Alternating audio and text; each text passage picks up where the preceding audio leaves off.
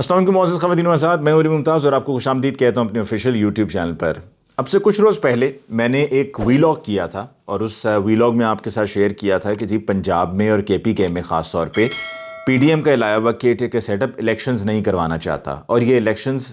سن 2023 دسمبر تک جا سکتا ہے معاملہ، یعنی کہ اس کو کھینچ کے لمبا کر کے دسمبر تک لے کر جائیں گے۔ وفاق میں کیا صورتحال ہے وہ تو واضح ہے کہ جی وہ چاہتے ہیں کہ وہاں پر بھی ہمیں ایکسٹینشن مل جائے، کم از کم 2023 کے اختتام تک ہمیں ایکسٹینشن مل جائے اور ہمیں الیکشنز میں نہ جانا پڑے۔ تو یہ جو بات آپ سے میں نے ابھی ایک دو روز پہلے کہی تھی، اس کی آج شیخ رشید احمد صاحب نے تصدیق بھی کر دی، اور انہوں نے کہا کہ جی آپ یہ لکھ لیں کہ یہ الیکشنز نہیں کروائیں گے۔ اور وہ کہتے ہیں نا action speak louder than words, تو جو ان کے عملاً معاملات چل رہے ہیں اس سے بھی یہی لگ رہا ہے کہ وہ الیکشنز نہیں کروانا چاہتے۔ ایک تو گورنر پنجاب، دوسری طرف گورنر کے پی کے، دونوں کی یہ ذمہ داری ہے کہ وہ الیکشن کی تاریخ دیں، لیکن ابھی تک انہوں نے الیکشن کی تاریخ نہیں دی، جبکہ الیکشن کمیشن کی طرف سے اب یہ صرف خانہ پوری ہے جو الیکشن کمیشن نے کی ہے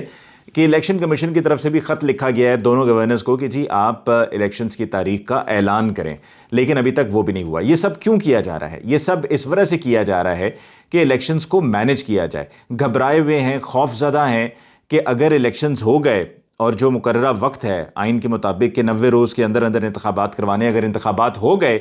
تو ہماری تو شکست ہی ہے اور ہم کامیاب نہیں ہو پائیں گے۔ لہٰذا ابھی اس معاملے کو لٹکایا جائے، اس کو کھینچ کے زیادہ سے زیادہ آگے لے کر جایا جائے تاکہ ہم الیکشنز کو مینج کر سکیں۔ اور مینج کیا ہے؟ یعنی کہ پری پول ریگنگ ہوگی، پھر اس کے بعد الیکشن ڈے ریگنگ ہوگی، اور ریگنگ میں بہت سی چیزیں ہوتی ہیں، جس طرح پنجاب میں حکومت کی ہے، وفاق میں حکومت کی ہے، پی ایم ایل این نے، پاکستان پیپلز پارٹی نے سندھ میں حکومت کی ہے، وفاق میں بھی کی ہوئی ہے، باریاں دونوں نے لی ہوئی ہیں، اور سب کو پتہ ہے کہ ہم نے یہ کام کس طرح سے کرنا ہے، اور یہ ریگنگ کے ماسٹر بن چکے ہوئے ہیں، بلکہ ریگنگ میں یہ پی ایچ ڈی کر چکے ہوئے ہیں، ان کے پاس یہ خاص طور پہ اعزاز حاصل ہے۔ تو یہ ریگنگ جانتے ہیں کہ کیسے ہوتی ہے، وہ اس طرح سے ہوتی ہے کہ اپنے بندے لگاتے ہیں، چاہے وہ ڈی پی او ہو، چاہے وہ اس سے نیچے کا کوئی پولیس اہلکار ہو، پھر اس کے علاوہ جو پولنگ سٹیشنز پر عملہ تعینات ہونا ہے وہ بھی اپنی مرضی کا لگایا جاتا ہے۔ پھر اگر آپ یہ کہیں کہ جی وہ تو الیکشن کمیشن لگا رہا ہوتا ہے، تو الیکشن کمیشن لگاتا ہے تو وہ یہیں سے ہمارے جو یہ اسکولز کے لوگ ہیں، ٹیچرز ہیں، اساتذہ ہیں، عملہ ہے اسکولز کا، انہی نے لگنا ہوتا ہے، تو وہاں پر ابھی وہ ان کے ساتھ اپنی سیٹنگ بناتے ہیں، پھر اپنے ساتھ ملاتے ہیں اے سیز کو، ڈی سیز کو، کمشنرز کو۔ یہ ان کا بڑا پرانا طریقہ کار رہا ہے، اور چونکہ اتنی باری حکومت کر چکے ہیں اور خاص طور پہ P M L N Punjab میں حکومت کر چکی ہے، تو ان کو ہر کسی کے بارے میں معلوم ہے کہ کون کیا ہے۔ اور یہی وجہ ہے کہ آپ نے دیکھا ہوگا کہ آئے روز جو یہ کیئر ٹیکر سیٹ اپ آیا پنجاب میں، خاص طور پہ آئے روز لوگوں کے تبادلے ہو رہے ہیں، خاص طور پہ محکمہ پولیس میں ایس پیز، آر پی او، ڈی پی او، ان سب کو شفل کیا جا رہا ہے اوپر نیچے، اور اپنی اپنی مرضی کے بندے پلانٹ کیے جا رہے ہیں، وہاں پر ان کو پوزیشن کیا جا رہا ہے تاکہ جب ان کو ضرورت پڑے تو وہ ان کے کام آ سکیں۔ پی ایم ایل این تو اس کام میں اتنی ماسٹر ہو چکی ہوئی ہے اور اتنی مہارت رکھتی ہے کہ ایک وقت یہ بھی تھا کہ جب الیکشن میں جاتے ہوئے کسی کو ٹکٹ دینے کا مرحلہ آتا تھا تو اس میں متعلقہ وہاں کے علاقے کے ڈی پی او کو کہا جاتا تھا کہ جاؤ فلاں علاقے میں اور جا کر معلوم کرو کہ یہ شخص کہ جو ہم سے ٹکٹ لینا چاہ رہا ہے، چاہے وہ ان کا اپنا ہی پہلے کا کوئی بندہ ہو جو ایم پی اے یا ایم این اے بھی رہا ہو، لیکن اگر دوبارہ ٹکٹ دینی ہے تو ذرا معلوم کرو کہ ان کی پوزیشن کیا ہے حلقے میں۔ اس حد تک مینج کرتی ہے پی ایم ایل این۔ تو یہ سارا وقت جو گزارا جا رہا ہے، اس کو لٹکایا جا رہا ہے، یہ صرف اور صرف اس لیے ہے کہ الیکشن کو مینج کیا جا سکے، کیونکہ ان کو نظر آ رہا ہے کہ ان کی جو 9 ماہ کی کارکردگی اور ان 9 ماہ سے پہلے جو ان کے بڑے بڑے دعوے تھے،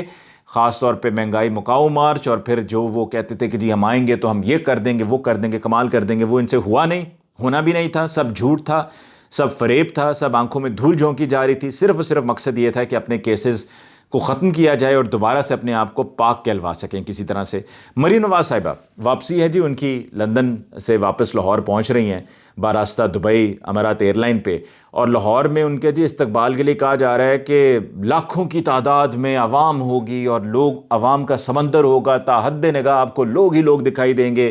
اگر آپ لاہور شہر میں رہتے ہیں تو آپ کو تو پتہ ہی ہوگا، ورنہ لاہور شہر میں مختلف جگہوں پہ پوسٹرز اور مختلف ایم پی ایز اور ایم این ایز اور اسی طرح سے کاؤنسلرز کی طرف سے تعریفوں سے بھرے اپنی اپنی فوٹو چپکا کے اس پہ چیپ کے، تو وہ انہوں نے پوسٹرز لٹکائے ہوئے ہیں، بینرز لٹکائے ہوئے ہیں کہ جی ویلکم کیا جا رہا ہے مریم نواز صاحبہ کو، کہ جس طرح پتہ نہیں انہوں نے لندن فتح کر لیا، انہوں نے برطانیہ پورا فتح کر لیا، انہوں نے سوئٹزرلینڈ فتح کر لیا، پورا یورپ انہوں نے فتح کر لیا، یا جو مسئلہ کشمیر ہے وہ حل نہیں ہو پا رہا تھا تو انہوں نے جا کر ایسا وہاں پر اپنا جادو چلایا کہ انہوں نے مسئلہ کشمیر کو حل کر لیا، یا پاکستان کو، پاکستان کے دوست ممالک پیسہ نہیں دے رہے تھے تو وہاں جا کر انہوں نے ایسی ان سے گفتگو کی اور ایسا ان کو زہر کیا کہ انہوں نے کہا کہ جی اگر آپ کو 1 ارب چاہیے تو 1 ارب چھوڑیں، ہم آپ کو 4 ارب دیں گے۔ کیا کیا آخر جا کر وہاں پر مریم نواز صاحبہ نے کہ جن کے واپسی پر اتنی ہائپ بلڈ کی جا رہی ہے، اور وہاں پر بھی جو ان کے کچھ کیا تقریباً سارے معذرت کے ساتھ کہنا پڑے گا کہ جو UK میں پاکستانی میڈیا چینلز کے رپورٹرز ہیں وہ ان کے بغل بچے بنے ہوئے ہیں، وہ ان سے سوال میٹھے میٹھے پوچھتے ہیں، جی کیسی ہیں آپ، خیال سے جائیے۔ میں نے یہاں تک سن لیا کہ ایک رپورٹر یہ کہہ رہا ہے، چہرہ ان کا نہیں لیکن میں نے آواز سے پہچان لیا، انہوں نے کہا جی اپنا خیال رکھیے گا کہ آپ جا رہی ہیں تو ہم تو یہاں بہت اداس ہو جائیں گے، ہمارا کیا ہوگا، ہماری جو یہاں پر خاطر تواضع ہوتی تھی، جو ہمیں کھانے پینے کو مفت کی روٹیاں ہماری لگی ہوئی تھی، اس کا کیا ہوگا۔ ٹھیک ہے نواز شریف صاحب تو ہیں، لیکن آپ کے آنے کے بعد جو ہماری روٹیوں کی ریل پیل ہوئی تھی، اور پھر اس کے بعد جو ہماری آمدن میں بھی اضافہ ہوا تھا، ہم اس کا کیا کریں گے۔ تو وہ بڑے مایوس ہیں، تو لہٰذا انہوں نے ان کو جاتے ہوئے ڈھول بج رہا ہے اور ان کو سی آف کیا جا رہا ہے کہ جس طرح پتہ نہیں کتنی بڑی کامیابی ہے اور کتنی مشکل میں اور کتنے حوصلے کے ساتھ وہ جا رہی ہیں، اور یہاں پر کوئی مارشل لاء نافذ ہوا ہے، اور مارشل لاء کے نافذ ہوتے ہوئے ان کو پتہ ہے کہ وہ واپس آئیں گی اور ان کے واپس آنے پر ان کے ساتھ کیا سلوک ہوگا، لہٰذا پھر بھی وہ ڈٹ کے کھڑی ہو گئی ہیں اور انہوں نے ثابت کر دیا ہے کہ ہمت ہو تو مریم نواز صاحبہ کی جیسی ہونی چاہیے۔ ایسا کچھ بھی نہیں ہے۔ اور پھر اس میں اور بات دیکھیں، کوئی 12-13 لوگوں کا ان کا ٹولہ ہے، وہ بھی ان کے ساتھ ساتھ آ رہے ہیں، اور ساتھ ساتھ اپنے بیانات، جس میں زبیر گل سر فہرست ہیں، اپنی ویڈیو ریکارڈ کرا کر وہ کہہ رہے ہیں جی مریم صاحبہ آ رہی ہیں، مریم صاحبہ کے ساتھ ہم آ رہے ہیں اور ان کا بڑا زبردست استقبال ہوگا اور وہ آئیں گی اور سب ٹھیک کر دیں گی۔ اور یہاں پر بھی وہ ہنا پرویز بٹ صاحبہ جیسی خواتین جو ہیں وہ یہ کہہ رہی ہیں کہ جی ہماری امید مریم صاحبہ ہیں نواز شریف صاحب کے بعد، یعنی کہ شہباز شریف صاحب اور اسحاق ڈار صاحب سے جو آپ کو امیدیں تھیں ان سب پہ پانی پھر گیا ہے۔ تو آپ کہہ رہی ہیں کہ مریم صاحبہ آپ کی امید ہے، مریم صاحبہ آ کر ایسا کیا کریں گی بطور سینئر نائب صدر اور چیف آرگنائزر، کیا کریں گی وہ؟ اور اگر وہ آپ کہہ رہے ہیں کہ پارٹی کو ریسٹرکچر کریں گی تو ریسٹرکچرنگ کر لیں جتنی بھی انہوں نے کرنی ہے، کیونکہ پارٹی تو ان کی وہی ہے اور پارٹی کے لوگ بھی وہی ہیں، چہرے بھی وہی ہیں، انداز بھی وہی ہیں، بیانات بھی وہی ہیں، سوچ بھی وہی ہے، کردار بھی وہی ہے، سب کچھ وہی ہے، تو پھر بھلے آ کے ریسٹرکچرنگ کر لیں۔ تو ایئرپورٹ پہ ان کے ساتھ ایک باقاعدہ یا 10-12 لوگوں کی ٹیم آ رہی ہے، اور ساتھ میں کچھ رپورٹرز بھی حضرات ساتھ میں آ رہے ہیں، اور باقاعدہ لمحہ بلمحہ وہ خبر دے رہے ہیں کہ مریم نواز صاحبہ کے لیے دیکھیے، پیچھے جہاز دکھا رہے ہیں کہ ایمریٹس ایئر لائن کا یہ مریم نواز صاحبہ کے لیے جہاز تیار کھڑا ہے، اس جہاز میں وہ سوار ہوں گی اور سوار ہو کر وہ لاہور شہر پہنچیں گی بروز ہفتہ۔ اور پھر میں تو یہ سوچ رہا تھا کہ یہ بھی بتائیں گے کہ مریم صاحبہ کو جہاز کے عملے نے کھانے میں کیا دیا، مریم صاحبہ نے کتنی مرتبہ بلیک کافی منگوائی، مریم صاحبہ کے ساتھ والی کرسی پر کون بیٹھا تھا، مریم صاحبہ نے کتنی مرتبہ ان سے آ کر، بلکہ ہو سکتا ہے یہ بھی کریں کہ ایمریٹس ایئر لائن کے سٹاف نے آ کے مریم صاحبہ سے کہا ہم آپ کے ساتھ تصویریں کھنچوانا چاہتے ہیں، کوئی پتہ نہیں یہ گیم ڈال بھی دیں کہ ان سے کہیں ایئر ہوسٹس سے یا اسٹوارڈ سے کہیں کہ بھائی آ کے ذرا تصویر کھنچوا دو پلیز، تیری مہربانی، تو انہوں نے تو سروس دینی ہے۔ اور پھر یہ بھی ہو سکتا ہے کہہ دیں کہ جی مریم صاحبہ کے اعزاز میں ایمریٹس ایئر لائن نے بزنس کلاس اپنی ساری خالی چھوڑ دی کہ مریم صاحبہ جا رہی ہیں، تو لہٰذا ان کی کمفرٹ اور ان کے آرام کے لیے، اور انہوں نے وہاں جا کر بہت کچھ کرنا ہے تو ان کو پیس آف مائنڈ چاہیے، تو لہٰذا جہاز میں ان کے ساتھ بزنس کلاس میں کوئی بھی نہ ہو۔ یہ سب کچھ ہو رہا ہے، یہ سب کیا ہو رہا ہے؟ ہم مطلب جس دور میں رہتے ہیں، کیا ان کو لگتا ہے کہ لوگوں کو سمجھ میں نہیں آئے گا کہ یہ کیا ہو رہا ہے؟ اور یہاں پر بھی آ کر انہوں نے کیا کرنا ہے، ماں سوائے آ کر وہ زہر آلود گفتگو کریں گی پی ٹی آئی کے بارے میں، کیونکہ مخالف تو صرف ایک ہی ہے پی ٹی آئی، باقی سب تو ایک دفعہ رل گئے ہیں، سب مل گئے ہیں اور سب ایک ہی تھالی میں ہیں، سب اکٹھے ہیں، ہینڈ ان ہینڈ چل رہے ہیں۔ تو لہٰذا آ کر تو صرف پی ٹی آئی پہ انہوں نے جو کچھ بھی کہنا ہے سو کہنا ہے۔ لیکن دوسری طرف جی بدقسمتی ہماری یہ ہے کہ ہماری معیشت کے ساتھ جو کھیل کھیلا گیا ہے، جو اس کے ساتھ اس پر حملے کیے گئے ہیں، جو اس پہ خود کچھ دھماکے کیے گئے ہیں ہماری معیشت کے ساتھ، اس کا نقصان کسے ہے؟ اس کا نقصان ہمارے ملک کو ہے۔ ملک کو نقصان کس طرح سے ہے کہ ایک بے یقینی کی صورتحال ہے، ملک میں کوئی پیسہ رکھنا نہیں چاہتا، سب پاکستان سے پیسہ باہر لے کر جانا چاہ رہے ہیں، جس کا بس چلتا ہے، جس کے لیے ممکن ہے وہ یہی کام کر رہا ہے۔ بینکوں میں لوگ پیسہ نہیں رکھنا چاہتے کہ پتہ نہیں یہ لوگ بینکوں میں ہمارے پڑے ہوئے پیسوں کے ساتھ کیا کریں گے، کہ جو ہماری محنت کی کمائی ہے، لوگ کہہ رہے ہیں کہ جی وہ پیسہ بینکوں میں نہ رکھو، لوگ بینکوں سے بھی پیسہ نکال رہے ہیں۔ پھر اس کے علاوہ پاکستان سے باہر جو رہنے والے لوگ ہیں وہ پاکستان میں آتے ہیں کہ جس طرح انہوں نے یہاں پر اپنے ڈالر اکاؤنٹ کھول کے ڈالرز رکھے ہوئے ہیں، تو وہ آ رہے ہیں کہ جی ہمارے ڈالرز ہمیں دو، بینک والے کہتے ہیں جی ہم آپ کو دے ہی نہیں سکتے، ہم آپ کو ڈالرز کہاں سے دیں، ہمارے پاس تو ڈالرز ہے ہی نہیں۔ تو جب سچویشن ایسی بنا دی جائے گی تو پھر وہاں پر ہم کس حال میں جئیں گے؟ ہم تو ہمیشہ مانگتے رہیں گے کہ جی ابھی ہمارے دوست ممالک تک ہم پر اعتبار بھروسہ نہیں کر رہے کہ جی اگر ان کو پیسہ دے دیا گیا تو یہ واپس کہاں سے کریں گے، اور اگر ان کو دے بھی دیا گیا تو کیا یہ خرچ صحیح سے کریں گے یا نہیں کریں گے۔ یہ وہ تمام ایشوز ہیں جن سے ہم ڈیل کر رہے ہیں، بیکاز جو لیڈرشپ ہے ابھی، جو ملک کے وزیر اعظم ہیں یا ان کے ساتھ جو ان کی منسٹری ہے، آپ دیکھ لیں وہ کہتے ہیں نا کہ جس طرح میں نے پہلے کہا action speak louder than words, کہ ایک طرف وہ کہتے ہیں کہ جی ہم مانگنا تو نہیں چاہتے پر ہماری مجبوری ہے، ہمارے ملک میں سیلاب آیا، بہت لوگ اس سے متاثر ہوئے، لاکھوں ایکڑ زمین جو ہے وہ اس سے متاثر ہوئی، اور بہت برے حالات ہیں جنوبی پنجاب میں، سندھ میں. تو ہم اب سے مانگنا تو نہیں چاہتے، لیکن ان کے لیے، سیلاب متاثرین کے لیے ہمیں پیسہ چاہیے. تو یہ کہتے ہیں جی، ایک طرف یہ کہتے ہیں کہ ہم مر گئے، لٹ گئے، برباد ہو گئے، ہمارے پاس زہر کھانے کو بھی نہیں ہے، اگر ہمیں اپنے پیسے کپڑے بھی بیچ کے کرنا پڑا تو ہم ملک کی خدمت کریں گے اور ہم کسی طرح سے نظام کو چلائیں گے. تو دوسری طرف آپ کی کابینہ آپ دیکھیں، کوئی تقریباً 80 لوگ آپ کی کابینہ میں بیٹھے ہوئے ہیں. تو وہاں پر آپ کے یہ آسٹریٹی میجرز جو کفایت شعاری ہے وہ کہاں پہ جاتی ہے؟ آپ ایک کمیٹی بنا دیتے ہیں جی، کمیٹی میں جو 15 دن میں سفارشات جمع کروائے گی، جی کیا کریں گے کفایت شعاری، پیسہ کیسے بچائیں گے. ادھر آپ کی 80 کے قریب آپ کی کابینہ ہے، آپ نے ہر کسی کو بھی جو ہے نا، ایرے غیرے کو بھی لا کر آپ نے وہاں پر بٹھا دی ہے. ہر کسی کو آپ اس میں لا کر اوبلائج کرنا چاہ رہے ہیں، راضی رکھنا چاہ رہے ہیں، کیونکہ آپ نے پی ڈی ایم کو ساتھ لے کے چلنا ہے. اور پی ڈی ایم کو ساتھ اس لیے لے کر چلنا ہے کیونکہ ہر کسی کے مزے لگے ہوئے ہیں. کوئی وزیر ہے تو کوئی وزیر اعظم ہے، تو کوئی گورنر ہے، تو کوئی کسی اور کے پاس کوئی اور کھاتا چل رہا ہے، کسی کو ٹھیکے دیے جا رہے ہیں. یہ وہ سارے معاملات ہوں گے تو ملک تو تباہ و برباد ہی ہوگا. پی ٹی آئی کے دور میں بڑا شور کرتے تھے جی، ڈالر کہاں سے کہاں پہنچ گیا، مہنگائی کہاں سے کہاں ہو گئی، غریب لٹ گیا، مر گیا، برباد ہو گیا، خودکشیاں کرنے پر اتر آیا. ہمارے ٹیلی ویژن چینلز پہ صبح دوپہر شام یہی جو ہے وہ رونا رویا جاتا تھا کہ بھائی مہنگائی بہت زیادہ ہو گئی ہے، آپ نے تو آ کے غریب کو ریلیف دینا تھا، آپ تو غریب کو ہی ختم کر رہے ہیں. یہ ہے کیا نیا پاکستان؟ اسی وجہ سے بلاول صاحب نے آ کر 10 اپریل کو جب وزیر اعظم عمران خان صاحب کو گھر بھیج دیا گیا تو، اور اس کے بعد شہباز شریف صاحب وزیر اعظم بن گئے، قائد ایوان منتخب ہو گئے، تو بلاول صاحب نے تقریر کرتے ہوئے کہا تھا ویلکم ٹو پرانا پاکستان. تو جب انہوں نے کہا ویلکم ٹو پرانا پاکستان، تو ان کا جو پرانا پاکستان ہے وہ یہ ہے کہ اس میں اور زیادہ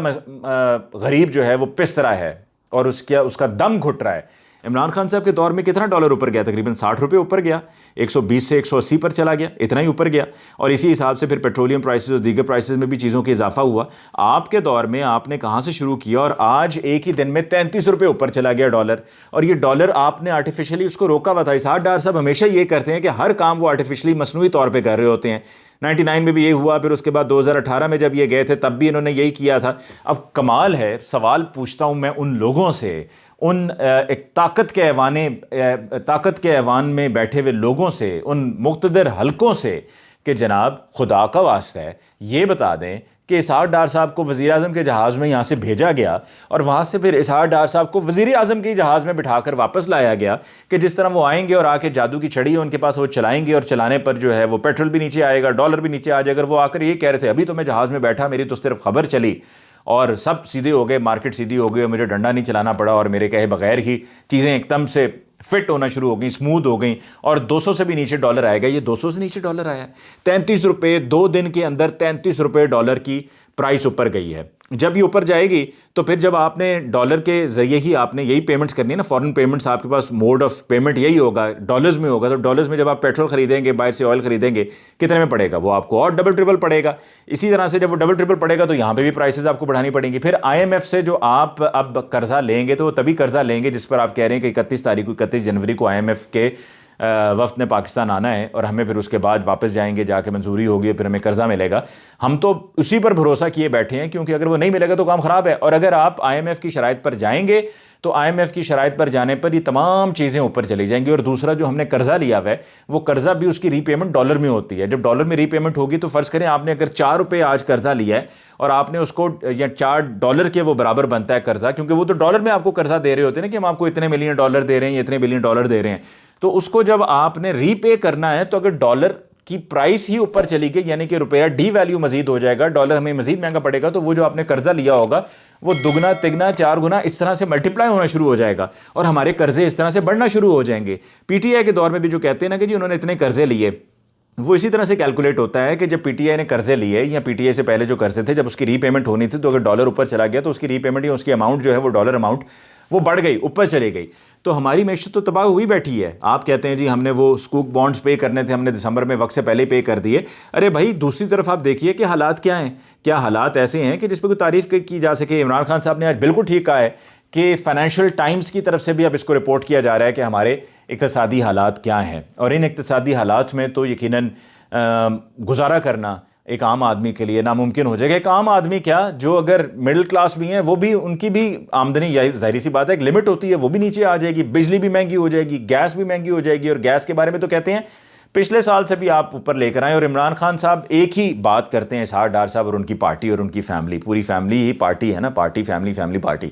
وہ یہ کہتے ہیں جی جو کیا عمران خان صاحب نے کیا ہے. ارے بھائی کل کو کسی کی کہیں پر کوئی پیدائش ہو جائے گی تو آپ کہتے ہیں جی عمران خان صاحب نے کیا ہے. بارش نہیں ہو رہی ہے عمران خان صاحب نے کی ہے. بارش زیادہ ہو جائے گی عمران خان صاحب کی وجہ سے ہے. دھوپ زیادہ پڑ رہی ہے, گرمی زیادہ ہو گئی ہے جس کی وجہ سے لوڈ شیڈنگ ہو رہی ہے, اس کے لیے بھی عمران خان صاحب ہیں. آپ کی گاڑی کا ٹائر پنچر ہو جائے گا, یہ بھی عمران خان صاحب کی وجہ سے ہیں. آپ کو چھوڑ چھاڑ کے اگر آپ کے اتحادی چلے جاتے ہیں اس کے لیے شاید ہو سکتا ہے کہ عمران خان سے بھی وجہ ہو, کیونکہ عمران خان صاحب کی بات کا ان پر اثر ہو جائے. ارے بھائی ہر بات پر آپ عمران خان صاحب کو ذمہ دار قصوروار نہیں ٹھہرا سکتے. خدا کا خوف کریں, اس بات کو سمجھیں, ہوش کے ناخن لیں کہ یہ 2023 میں بیٹھے ہم باتیں کر رہے ہیں. یہ 2018 کی آپ کو عادتیں پڑی ہوئی ہیں کہ اس وقت جب ہم حکومت سے گئے تھے, یا 1999 میں جب ہم گئے تھے تو اس وقت یہ حالات تھے. ارے بھائی اس وقت کا دور اور تھا, آج کا دور اور ہے. یہ ٹیکنالوجی کا دور ہے, سوشل میڈیا کا دور ہے, ہر چیز سامنے کھل کر آ جاتی ہے, کوئی چیز ڈھکی چھپی نہیں رہتی. لوگوں کو اچھے اور برے کی پہچان ہے, لہٰذا لوگوں کی آنکھوں میں دھول مت جھونکیے, ان کو بیوقوف نہ بنائیے, ان کو بیوقوف مت سمجھیے. وہ باشعور ہیں, سمجھ رکھتے ہیں, اور